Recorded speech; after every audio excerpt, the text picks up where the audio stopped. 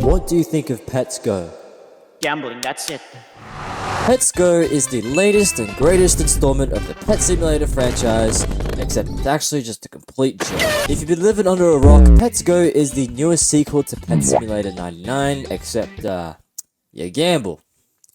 I wish I was joking. If you watched my previous video on Pet Simulator, you'll know that I said some pretty positive things about it. But, let me tell you, the same cannot be said for this one. Anyways, in this RNG game, you click the dice to get a pet, and whatever you get is completely random, whether that's a dog or a fucking, I don't know, a skibbity toilet. However, there are a shit ton of problems with this that need to be addressed to show just how frankly disturbing Pets Go is of a game. But first, here's my initial thoughts after playing it for like 2 minutes. Is this seriously all there is to it? You just click a button and that's it?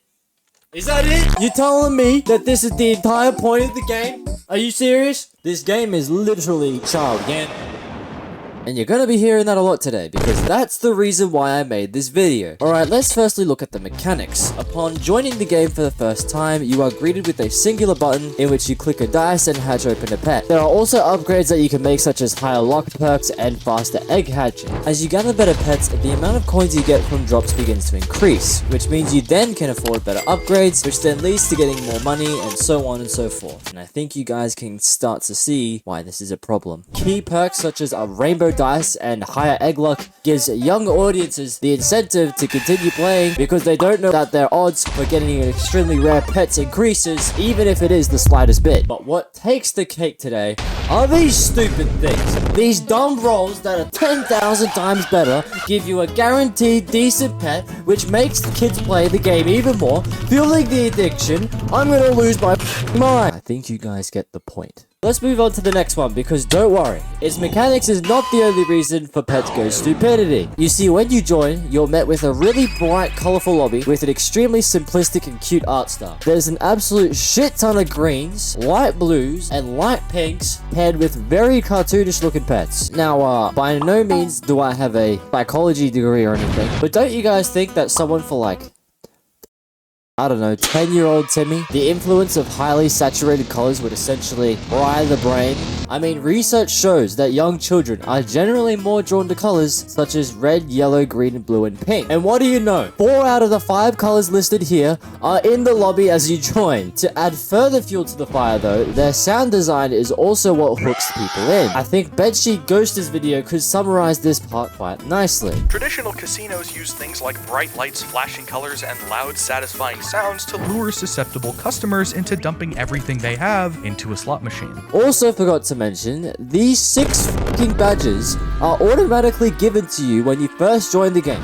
So unless these 8-year-olds know how to delete badges from their inventory, they legit just become a walking, talking, brain-dead billboard that's promoting this dog shit of a Roblox game. Speaking about players, this is the most important part to Pet Go's success. You see, even though Roblox says that their player base is mostly teenagers, I think we can all agree that the majority of Roblox's player base is children. And if you think otherwise, then, congratulations, I don't give a shit. Now, because most of Big Games' audience is most likely under the age of 10, they're probably going to be a lot more gullible than most people. That's where the problem comes in. You see, kids who don't know better roll for a pet and get something extremely good. That makes their brains go, holy shit, this big number makes me feel really good and I want more of it. And then a shit ton of dopamine hits them like a fucking truck. So they do whatever is necessary to get that feeling again, which in this case is to buy pay-to-win stuff, which I gotta say, by the way, is fucking ridiculous. The absurd amount of pay-to-win game passes in this game is insane. I mean, we should all collectively know that this was not a surprise at all, but to think Preston had the audacity to add in pay-to-win shit that is quite pricey, by the way, in a gambling game is actually crazy, man. And the funniest part about all of this is that it stemmed from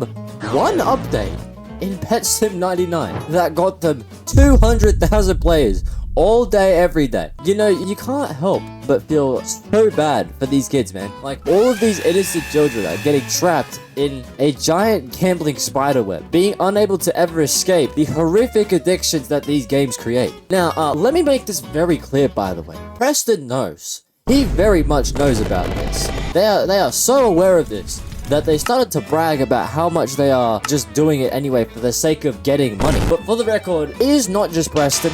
Like, I just want to make that clear. It's the entire genre of RNG games, and that makes me really sad. You know, at this point, Roblox might as well just make a dedicated gambling section. Not that I'm saying they should, but it seems like Roblox just doesn't care now to the point where these sort of games just openly exist. Anyways, that's the end of the video. If you enjoyed it, please subscribe. It takes 2 seconds of your time, and I really appreciate it. 100 likes, and